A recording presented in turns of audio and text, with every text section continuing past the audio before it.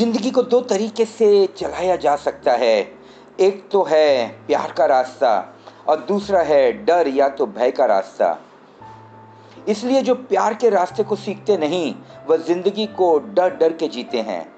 क्योंकि प्यार का रास्ता ध्यान से होकर गुजरता है और ध्यान में प्रवेश करना कठिन है। इसलिए आमतौर पर हम पूरा जीवन डर के सहारे ही जीते हैं। कितनी बार आपने देखा होगा माता पिता अपने बच्चों को ये कहकर खाना खिलाते हैं कि जल्दी खाना खा लो वरना भूत आ जाएगा, कोई बाबा खाना खा लेगा। बचपन से ही बच्चों की परवरिश डर के माहौल में होती है। बच्चा पढ़ाई इसलिए डर से करता है क्योंकि अगर नंबर नहीं अच्छे आए तो पापा से डांट पड़ेगी। जब बचपन डर से गुजरता हो तो वही डर युवावस्था में और भी बढ़ जाता है, क्योंकि तब कैरियर की चिंता, शादी की चिंता इत्यादि उसको हृदय में ईश्वर के प्रति आस्था के डर को भी खींच कर लेकर आती है। आपने कितनी बार देखा होगा घर से निकलते ही रास्ते भर में जितने भी देवस्थान आते हैं, कई लोग मन में डर के कारण बार बार सिर को झुकाते हैं, कहीं मेरा कोई काम बिगड़ ना जाए। यही झुकना प्रेमवश श्रद्धा से भी हो सकता था, मगर क्योंकि भीतर हृदय में डर ने घर कर लिया है, ऐसा नहीं होता।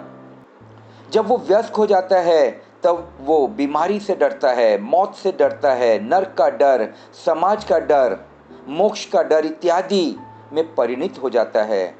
जितनी ज़्यादा डर की मात्रा होती है उतनी ही कम उस व्यक्ति के भीतर आज़ादी होती है।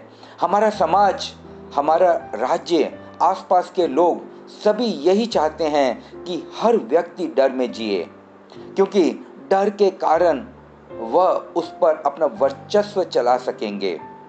डर से मुक्ति का रास्ता है स्वयं के भीतर होश को जगाना। जब आप इसी जीवन को जीवन मानकर जीते हैं तब आप अपने भीतर भय को स्थान दे देते हैं, क्योंकि तब आपको ये पता ही नहीं कि इस जीवन के अतिरिक्त भी कुछ और विराटतम है, कोई प्रार्थना है, कोई भक्ति है, कोई ईश्वर है जिसकी आपने कभी कल्पना की ही नहीं, जिसके सामने आपके जीवन की कोई अहमियत ही नहीं। भय मुक्त जीवन के लिए जरूरी है कि व्यक्ति कुछ समय के लिए ध्यान में बैठे। ध्यान आपको स्वयं के साथ जोड़ेगा। ध्यान आपको प्रार्थना, भक्ति, परमात्मा के साथ जोड़ेगा और वही है विराट। जब आप ऐसे विराट से जुड़ जाते हैं तब आप अपने भीतर प्रेम का अनुभव करते हैं और ये प्रेम आपको भयमुक्त करता है।